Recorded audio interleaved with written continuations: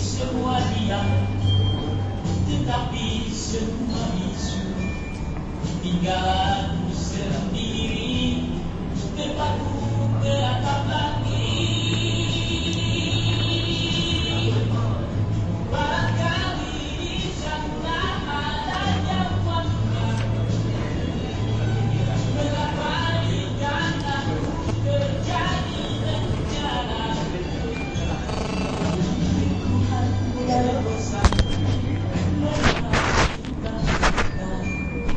yang selalu salahkan dengan dosa.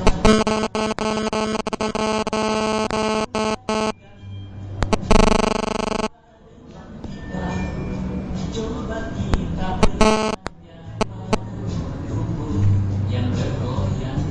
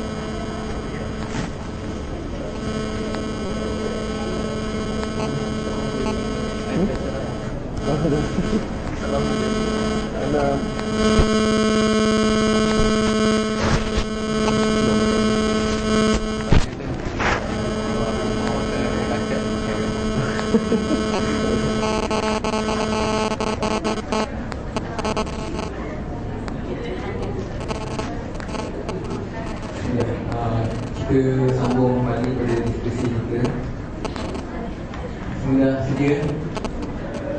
Apa sedia? Okay, yang soalan yang ke-18. Sudah sedia tak? Ya, apakah hukum jika doktor tidak memberi keterangan yang benar mengenai keadaan sakit dengan tujuan supaya sakit tidak terus rasa untuk berubat? Doktor ini tipu pasien. baik.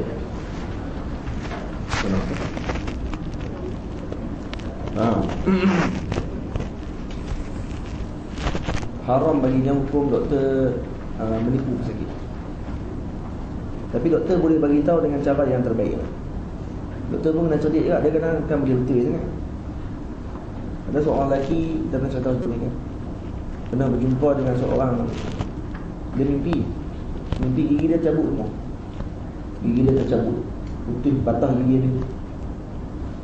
Maka bila dalam mimpi itu jumpa dengan seorang ulama, tanya kat ulama tersebut. Ulama tadi kata apa?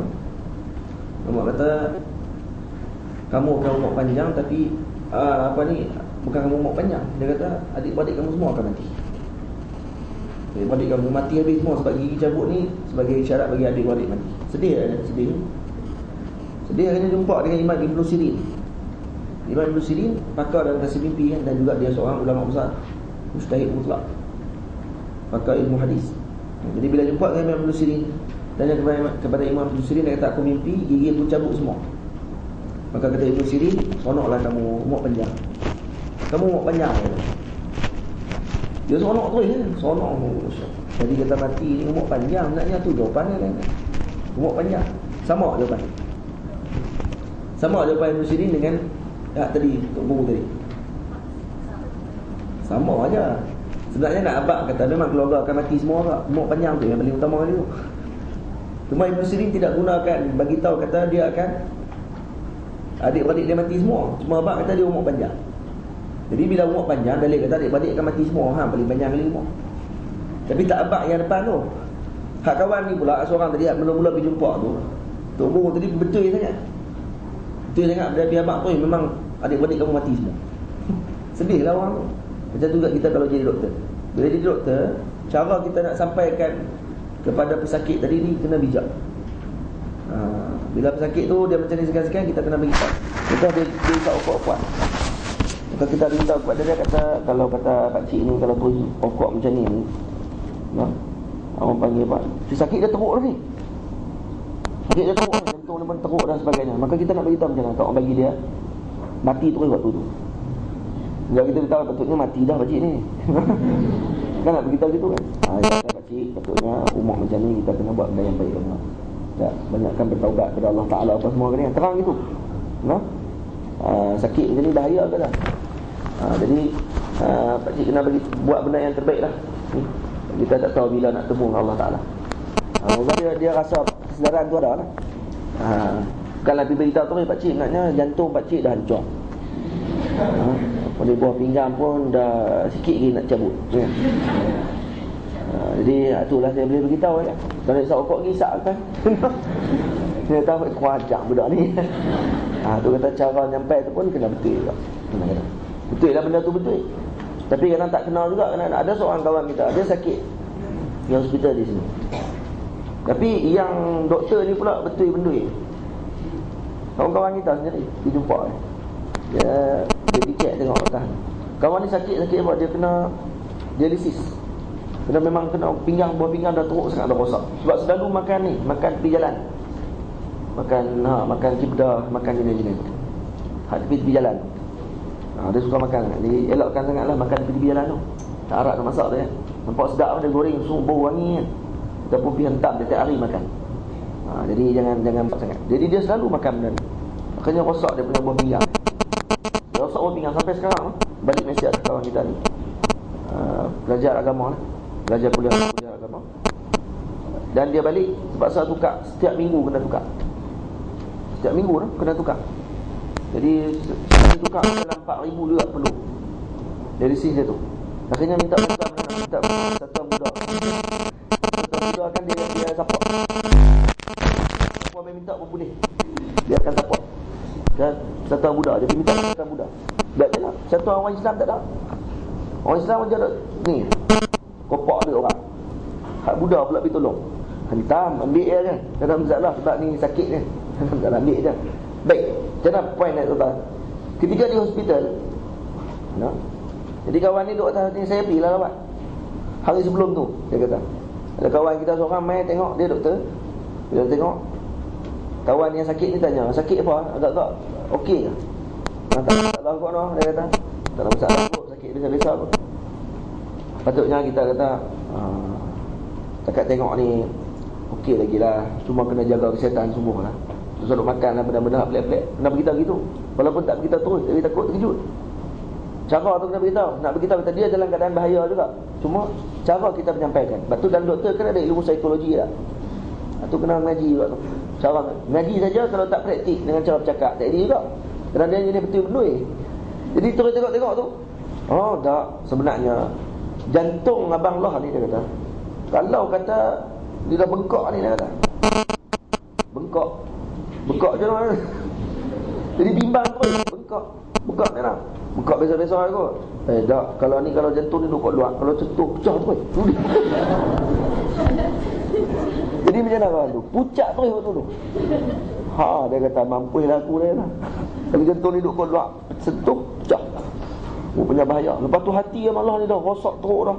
Perut pun dah terburai. Tu dia tambah tu. Tu saya tambah. Jadi kalau kata-kata sampai peningkat gitu, jadi masalah tak pada pesakit ni? Jadi masalah. Takut-takut dia sakit benda lain pula lepas tu. Disebabkan kita. Itu kena reti cara menyampaikan. Dan tak boleh kita sembunyikan sakit-pesakit tersebut. Kalau kata pesakit tadi, penyakit tersebut yang berbahaya pada orang lain, tak boleh kita sembunyi. Kena begitu. Nampak tak? Tapi kalau penyakit tu berkaitan dengan diri dia, hanya dia seorang saja, dan tidak akan merebak pada orang lain, dan penyakit tu kronik, bahaya, maka kena beritahu juga. Kata dia tingkat yang bahaya. Memang lah. Dan memang tujuan doktor bila pesakit mai jumpa, memang nak tanya pesakit, nak suruh rahsia penyakit tu dia. Ni kalau orang mai dia sakit apa, tak apalah, saya beritahu, saya bagi ubat cukup lah. Tak sakit apa, dah. Dia hari ni ingat jaga rahsia ke apa. Jadi kena bagi tahu. Dia tengok kepada ni, tanya dulu pesakit tu. Pakcik nak tahu tak sakit penyakit pakcik ni penyakit apa? Pakcik nak tahu sungguh ni? Tak payah kot. Kat ni pakcik tu lah. Tak payah kot kalau tahu ni dia bimbang pula kan. Kalau tak tahu tak apa. Tapi pakcik kena jaga kesihatan ni elok. Sebab kalau pakcik tak jaga bahaya. Tu yang saya beritahu. Dan pakcik tak mahu tahu. Pakcik nak tahu tak ni? Tu ya. Lepas tu kali dia akan kalau dia nak tahu juga, apa beritahu. Jangan rahsia. Kecuali pas penyakit pakcik tu kata sendiri, masuk. Doktor cek dah apa je. Jangan beritahu. Saya tak mau tahu penyakit saya apa. Kita pergi ubat. Tak apa gitu. Boleh lah ikut pada persetujuan dengan yang pesakit tersebut. Allahuakbar. Soalan ke-19, bagaimana untuk menguruskan janin yang gugur? Adakah perlu dimandikan dan dikafankan? Baik, dan janin yang gugur, dia ada beberapa keadaan janin yang gugur. Yang pertama, bila beranak. Baik, kalau janin, kita sebut janin jelas dah lah. Sebut janin ni ke tak hidup kan? Tersebut janin ni ke tak hidup dah. Jadi tak hidup ni, kalau janin yang gugur dengan keadaan, tengok keadaan. Yang pertama, kalau kata cukup 4 bulan ke tak lagi. Kalau masih tidak cukup 4 bulan, sebelum 4 bulan dah gugur dah. Bentuk ada lagi waktu tu sebelum 4 bulan. Sebelum 4 bulan dah ada bentuk lagi, ada sikit bentuk kan. Cuma tak jadilah bentuk yang macam orang betul. Cuma dia ada bentuk dia. Jadi sebelum 4 bulan maka tidak dimandikan dan tidak disolat. Tak dimandikan dan tidak disolat. Terus tanamnya kapan? Cuci, kapan, dan kemudian tanam. Itu cara dia. Baik. Kalau tak cuci pun tak apa. Ambil tu ibu dalam kain kapan, balut, tanam. Tak disolatkan. Kalau dah 4 bulan, kalau dah cukup 4 bulan, maka cukup 4 bulan dan ke atas, lagi 3 sebut keluar janin tadi, dimandikan dan tidak disolatkan. Tak boleh solat, bukan tidak disolat, tak boleh solat. Tapi mandi kena mandi. Jangan lepas 4 bulan. Tengok janin tu berapa bulan lah. Itu maksud dia. Gimana? Dimandikan, maksud dimandikan, dikafankan, kemudian ditanam. Tidak disolat ya. Saya tambah sikit. Kalau lahir budak yang dia ada cukup sifat, lepas tu mati macam mana? Beranak mati. Dia tengok keadaan pula. Doktor kena reti ni benda ni. Kalau kata keluarga tu, kadang keluarga hak mai tu bukan reti semua pun. Tak, jadi doktor yang kena reti ni. Doktor yang akan uruskan dulu. Jadi macam mana? Tengok keadaan budak yang keluar ni. Kalau budak tu keluar, dia sempat menangis, dengar suara menjerit, mati. Maka ketika sebut budak ni dikira hidup. Dan maksudnya kalau dia hidup, masa wajib mandi, wajib kita solat, wajib kafan. Betul tak? Kalau budak tu tak menangis, beranak-beranak tak menangis, bergerak cuma dia gerak ni. Lepas tu ataupun dia terkencing, ataupun dia terbersih, mati. Jadi macam tu nak buat macam mana? Maka ulama-ulama kata wajib mandi dan solat juga. Ni pandangan yang kuat, kerana dia dikira sebagai hidup dia. Satu pandangan yang kata tidak wajib mandi, tidak wajib solat. Wajib mandi, tidak wajib solat. Wajib mandi, tidak wajib solat. Kerana apa? Kerana dikira mati. Tapi yang kuat solat sekali. Sama macam yang tadi kata. Dia faham? Allah. Tapi kalau tak beranak, cukup simpan. Budak tu dah elok dah, cuma tak menangis, tak bergerak, tak apa, maka hanya sekadar mandi saja, tapi tidak wajib solat. Boleh faham tak? Dia sama macam hukum tadi budak yang tadi, yang lahir mati tak cukup bulan, tak cukup bulan, 4 bulan ke atas. Ya, tu bezakan. Wallahu a'lam. Ya.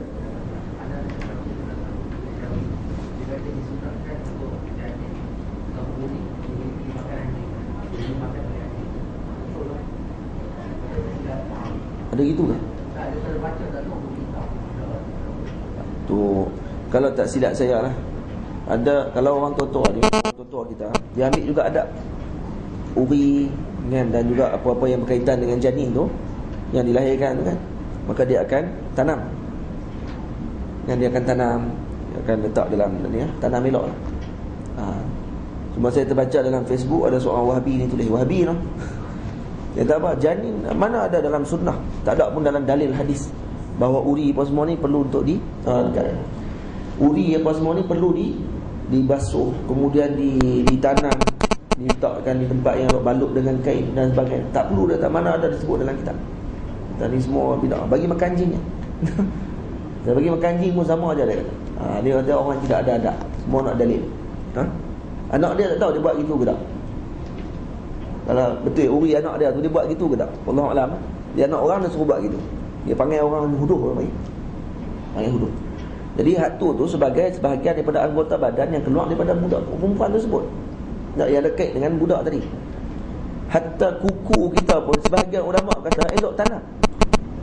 Rambut ni kalau keluar pun elok tanam. Ini hak kait dengan anak kita ni, uri ni, keluar dalam ni. Darah dan sebagainya. Takkan bagi makan anjing gitu. Bodoh. Tanamlah. Apa masalah dia? Bukan payah pun. Ambil cangkui, bukan suruh panggil bulldozer. Bukan nak kata backhoe pergi tarik, naik baru tanam. Tak payah pun. Bosa yang hampir buat dah pemalas gitu. Dah pemalas, lepas tu nak kerja bid'ah orang. Bid'ah lah ni, basuh bid'ah. Ni semua bid'ah. Ambil uri tu bulan mulut hang orang tahu. Wallahu a'lam. Tak. Selangkah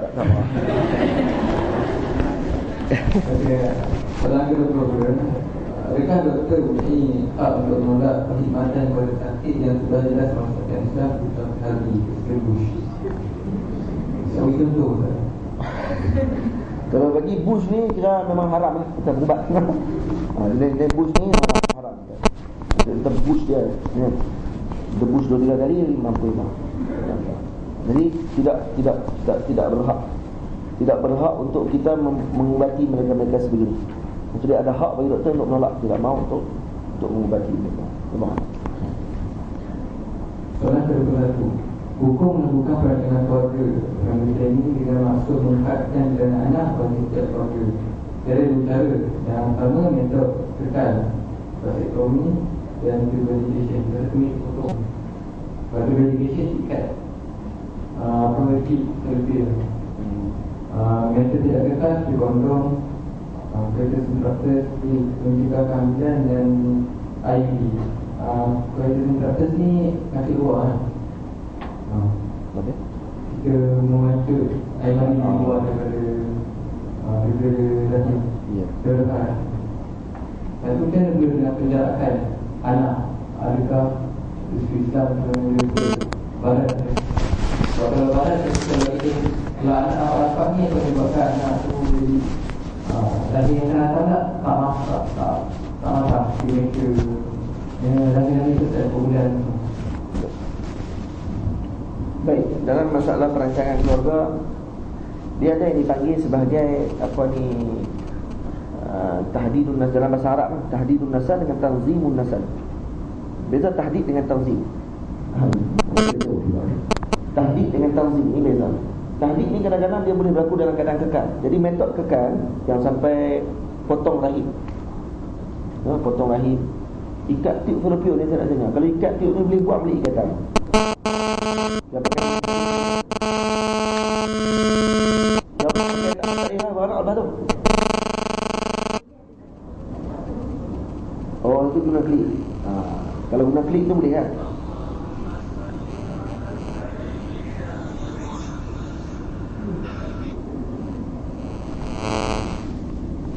Baik, kalau guna klik okay, boleh kan?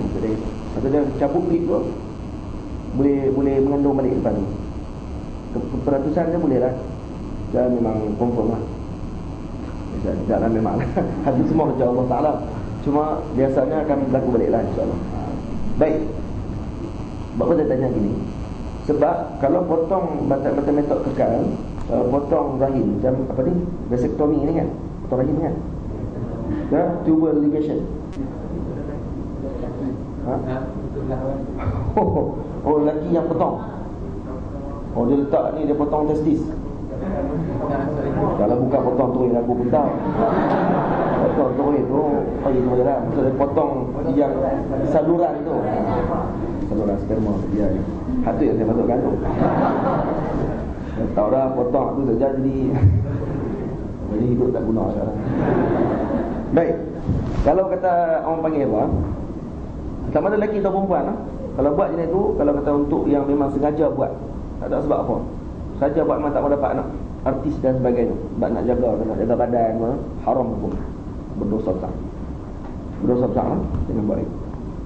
Baik, kalau kata untuk nak perempuan pula yang nak jaga rahim ni, potong rahim, haram hukum dia. Kalau kata tidak ada sebab, kalau sakit, kalau kata dia tak potong, maka dia mati. Kalau kata ada anak nanti dalam kandungan, maka kita sebut dibenarkan. Dimana? Tu waktu tu dibenarkan. Cuma kalau kata untuk nak tiup fallopian tadi, nak ikat untuk dengan cara kekal, cara ikat tu memang tak boleh dah beranak. Tengok pada kesihatan perempuan tersebut. Kalau doktor bagi nasihat, doktor ni doktor yang adil, doktor yang baik, yang siqah lah, maksudnya dipercayai dengan ilmu dia, walaupun dia bukan walaupun bukan Islam. Dia beritahu kata kalau kata beranak lepas ni akan jadi masalah. Apa tadi doktor Islam beritahu, akan jadi masalah kesihatan dan akan jadi sakit, kemungkinan boleh mati. Jadi ketika sebut bolehlah untuk ikat tiup fallopian tadi. Kalau masalah yang tidak kekal, dengan cara tidak kekal, metod tidak kekal, hukumnya harus, ulama sebut tidak ada masalah. Hukumnya harus kondom ke ataupun coitus interruptus kan, interruptus kan, tiup cegah kehamilan IUD.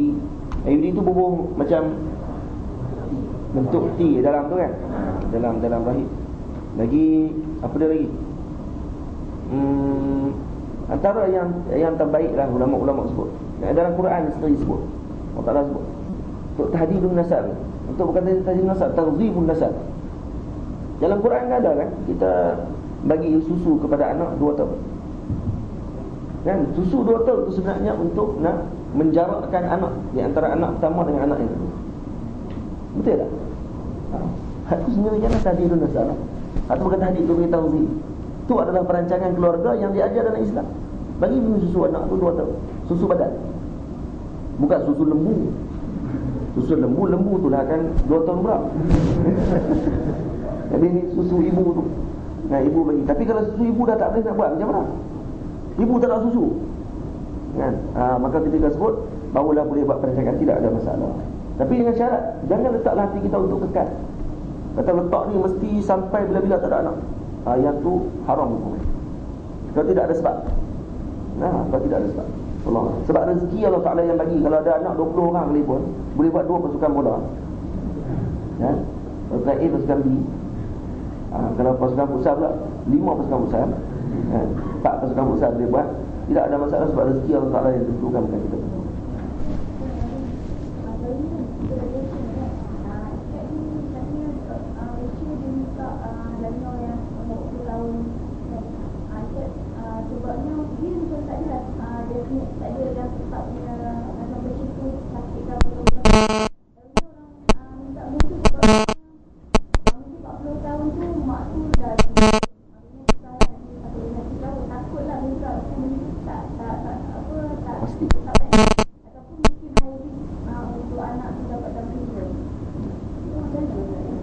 itu dibenarkan, tidak ada masalah. Kalau mengandung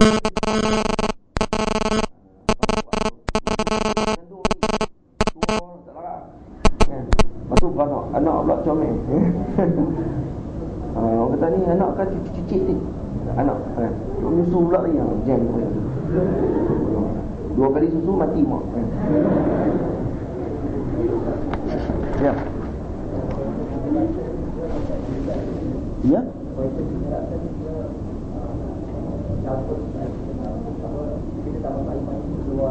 Ya, ya inzal.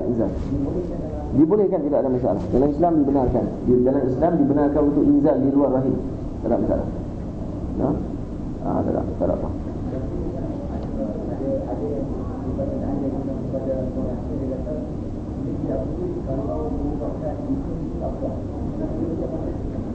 Tu kata Nabi tanya tidak dibenarkan untuk inzal di luar kalau kata isteri tidak puas. Tu kena rancang. Dia tanya kat dia lah macam mana.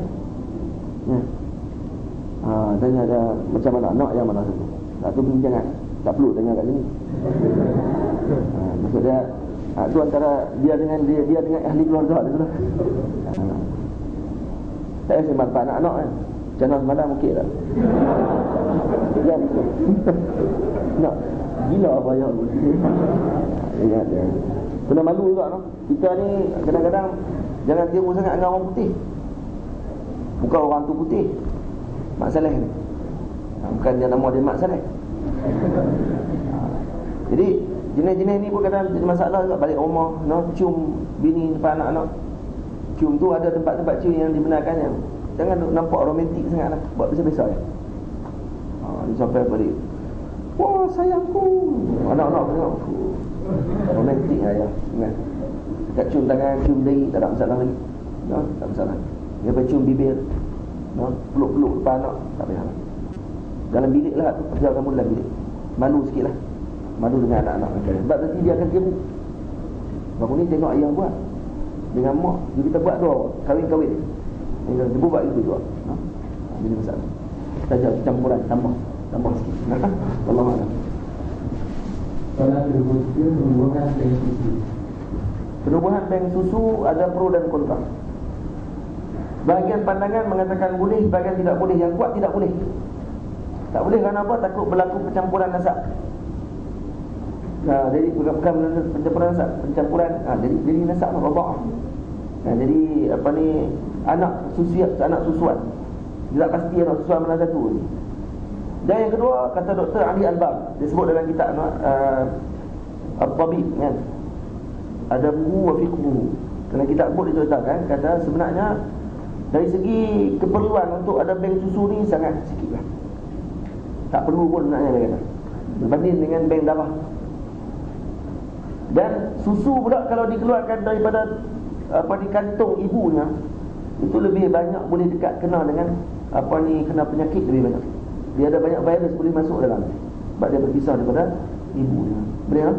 Jadi negara tidak akan diperlukan pada negara-negara. Kalau negara orang bukan Islam pun tak perlu. Negara Islam lebih-lebih Allah itu tidak perlu pun yang sebut. Cuma ada pandangan ulama yang sebut, kata yang nak jadi ibu susu ni mesti susu tu daripada dada. Baru susu daripada dada. Syarat dia gitu. Jadi kalau dia perah tak kat depan, tak jadi susu dia kata. Jadi tak dikira sebagai ibu susu. Tapi pandangan yang kuat tu juga dikira sebagai ibu susu. Itu hanya pandangan Ibnu Hazmin Al-Andalusi saja, Al-Zahiri. Dia seorang saja yang berpandangan nak susu ibu ni syarat dia nak jadi anak kepada susuan, anak susu. Syarat dia kan 5 kali susu. Dia kata mesti menyusu daripada susu badan. Duduk di badan tu, isap di buah dada ibu tersebut. Itu syarat dia. Tapi kalau dia perah tak dalam cawan, itu tak boleh. Itu dia kata tak kira. Tapi yang kuat, pandangan mazhab yang kuat jumhur, perah buah dan susu dan cawan pun dikira anak susu. Dan anak tu mesti 2 tahun ke bawah lah. Import budak dah silat minum susu mak. Ya. Mak perah susu anak, mak kerja, anak tu kat rumah, bibi tu jaga kat rumah. Jadi mak sebelum pulang tu perah dah susu, buah nanti air. Buah dalam barakah lah. Barakah. Penuh barakah. Cukup barakah. Jadi bila si suami ni keluar lambat sikit, maka suami pun buka tiap tengok, oi, susu barokah, baru keluar. Ada jenama baru. Selalu duduk nak buhairah dia kata. Ada barokah. Try lah untuk ambil barokah dia kata. Bulan cawan minum habis susu tu. Kenyang. Isteri balik rumah tengok, hai, siapa minum? Takkan anak kita minum habis-habis tu aku. Selalunya 2 hari ni nak habis. Tak pun pagi dengan malam. Ni balik-balik pagi tu tengah hari dah habis dah. Suami tanya, abang telefon. Abang telefon. Siapa minum abang? Abang minum susu barokah. Dia kata keluar dah baru. Dia kata tu susu saya apa? Dia kata habislah kita, habislah. Abang nak jadi anak susu saya. Boleh tak? Tak jadi no. Dia takkan jadi anak susu. Sebab apa? Sebab dah besar, tak jadi kira anak susu. Kamu pergi minum dekat dada dia pun dia tak jadi anak susu. Kamu duduk macam anak kamu. Tolak anak kamu tepi. Bawa pula agak kan. Tak jadi anak susu. Allah.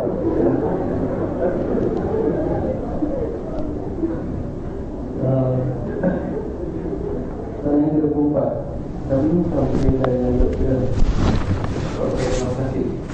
Hukum berkahwin pesakit yang sepenuhnya mandul. Pesakit yang sepenuhnya mandul.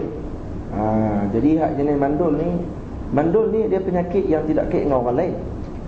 So, bukan macam AIDS dan sebagainya kan. Jadi kalau AIDS berkahwin dengan orang macam ni adalah hukumnya haram.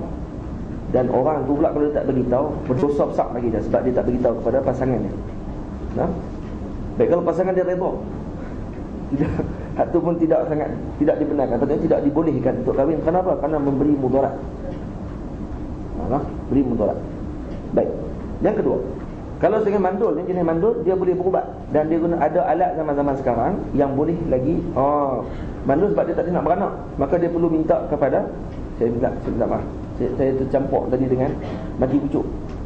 Mandul kan mati pucuk kan. Dia tak mati pucuk, tapi dia boleh buat dengan biasa.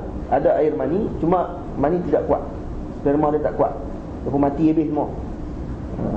Jalan sikit mampus kan. Jadi gitu dia punya sperma dia jadi tak kuat.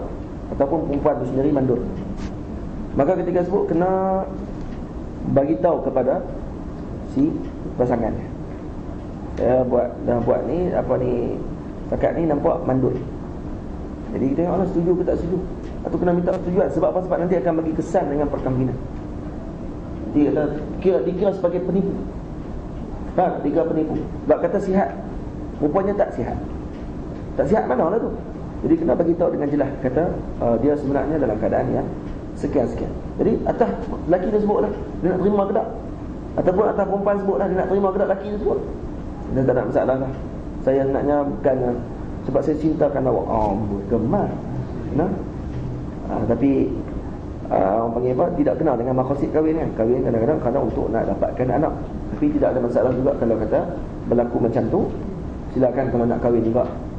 Cuma hukumnya makruh saja. Makruh tidak boleh faham.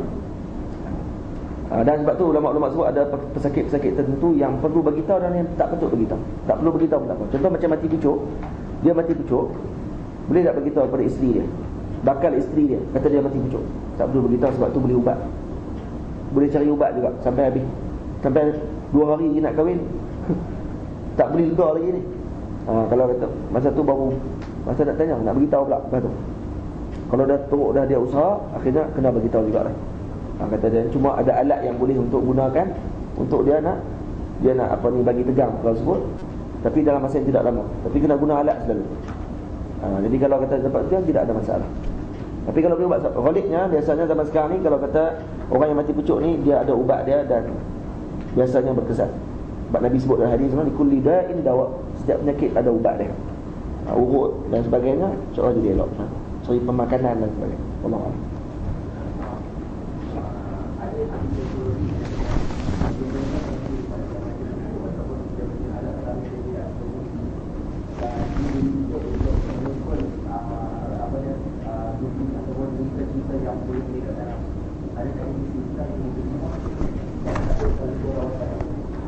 Baik.